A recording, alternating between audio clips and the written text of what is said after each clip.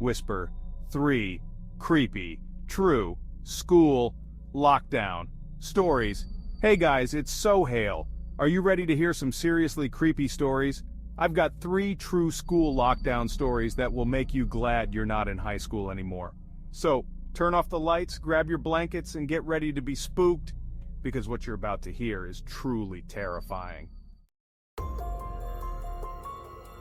It was a Tuesday, just like any other at Northwood High. The hallways buzzed with the usual chatter, lockers clanged, and the smell of stale pizza from the cafeteria filled the air. Our story centers around Sarah, a quiet sophomore more interested in her sketchbook than the social hierarchy of high school. As Sarah hurried to her history class, she took a shortcut through the old, rarely used hallway on the school's west wing. The lights flickered, casting long, dancing shadows that seemed to writhe and twist with a life of their own. A shiver ran down her spine and she quickened her pace, the echo of her footsteps the only sound breaking the unsettling silence. Suddenly, the bell shrieked, signaling the start of the first period, and moments later, the jarring blare of the school's PA system echoed through the empty hallway. It was Principal Thompson's voice, unusually high-pitched and strained. "Attention all students and faculty," Principal Thompson's voice announced, each word punctuated by static. "We are now under lockdown. Please remain calm and follow lockdown procedures." Panic surged through Sarah. She froze, her heart pounding against her ribs. She was alone, trapped in the deserted hallway. She pressed her back against the cold, rough brick wall, her eyes darting back and forth, searching for any sign of movement. The silence was deafening, broken only by the distant murmur of worried voices from the other side of the school. The air grew thick with tension, heavy enough to suffocate. Minutes stretched into an agonizing eternity. Sarah hugged her knees to her chest, her mind racing, replaying every scary movie she'd ever seen. The flickering lights above seemed to grow dimmer, the shadows they cast stretching and contorting into grotesque shapes. Then, she heard it.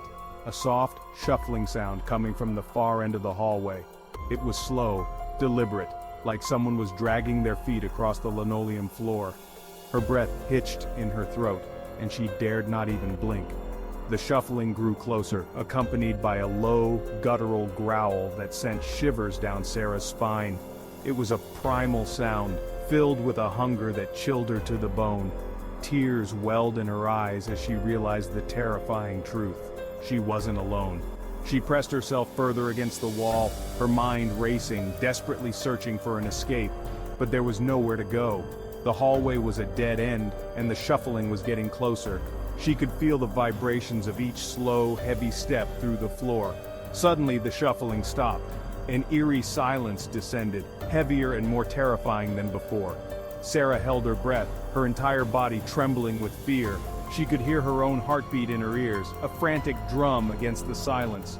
Then a voice, raspy and chillingly calm, sliced through the quiet. "Come out, little one," it whispered, sending a fresh wave of terror through Sarah. "I know you're there." The voice seemed to slither around her, echoing off the walls, making it impossible to pinpoint its source.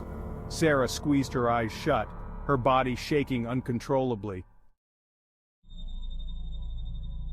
The lockdown dragged on, each tick of the clock amplifying the fear that had become a tangible presence in the room. Sarah was trapped in her history classroom, her classmates huddled together, their faces pale and drawn in the dim emergency lights. The silence was punctuated by hushed whispers and the occasional muffled sob. Mr. Davis, their usually jovial history teacher, paced nervously by the door, his eyes darting to the window every few seconds. His forced smile did little to mask the worry etched on his face.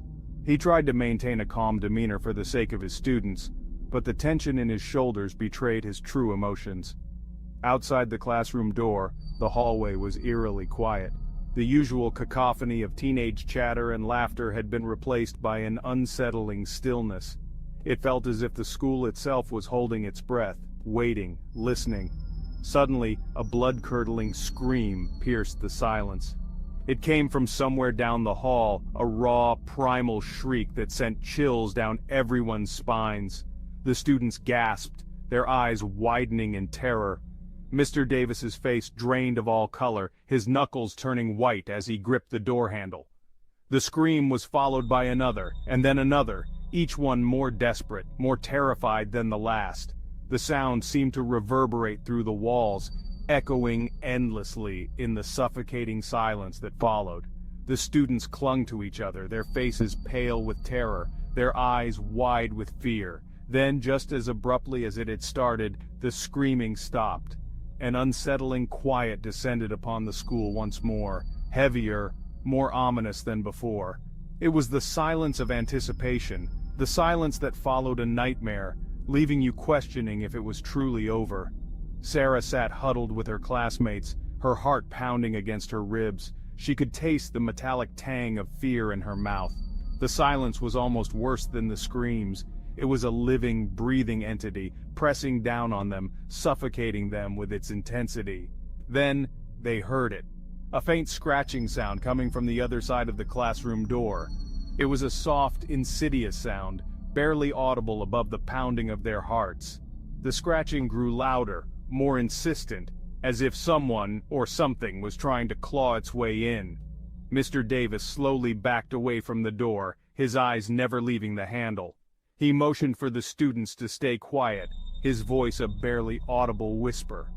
The students huddled closer together, their eyes wide with terror, their breaths shallow and quick. The scratching stopped. For a moment, there was nothing but the sound of their own ragged breaths. Then a voice, barely a whisper, slithered through the crack beneath the door. It was a raspy, chilling voice, devoid of any human warmth. "Let me in," the voice hissed, sending a collective shiver down their spines. "I just want to play." The students froze, their blood turning to ice in their veins. Sarah felt a scream rising in her throat, but she choked it back, clamping a hand over her mouth to stifle the sound. She didn't dare breathe, didn't dare move a muscle. The voice on the other side of the door chuckled, a low guttural sound that sent shivers down their spines. "You can't hide forever," the voice whispered, its tone mocking, playful. "I'll find you." The auditorium was always a place of hushed whispers and lingering echoes, but today it was cloaked in an unsettling silence. The velvet seats, usually filled with the restless energy of students, stood empty, bathed in the eerie glow of the emergency exit signs. The air was thick with tension, heavy with the knowledge that something was terribly wrong. John, a senior known for his pranks, found himself alone during the chaos of the lockdown. He had sought refuge in the auditorium, thinking it would be the last place anyone would look. He paced the stage, his footsteps echoing in the vast emptiness. The heavy velvet curtain hung like a shroud behind him, adding to the somber atmosphere. The silence was deafening, amplified by the sheer size of the auditorium. It was a silence that made your skin crawl, a silence that felt somehow aware. He checked his phone again, but there was still no signal. The news was filled with cryptic reports of an incident at the school, but there were no concrete details. Fear gnawed at the edges of his bravado, whispering doubts he tried hard to ignore. As minutes turned into an eternity, John couldn't shake the feeling that he was being watched. He scanned the rows of empty seats, his eyes playing tricks on him in the dim light. Every creak of the old building, every rustle of the curtain sent shivers down his spine. He decided to check the back exit, hoping to find a way out, a connection to the outside world. As he made his way up the aisle, he noticed something strange on the floor. It was a shadow, long and thin, stretching out from beneath the heavy curtain at the back of the stage. John stopped, his heart pounding in his chest. He stared at the shadow, his mind trying to rationalize what he was seeing. It couldn't be what he thought it was. It was just a trick of the light, a figment of his overactive imagination. But as he watched, the shadow began to move. It writhed and twisted, growing larger, as if something was trying to break free from behind the curtain.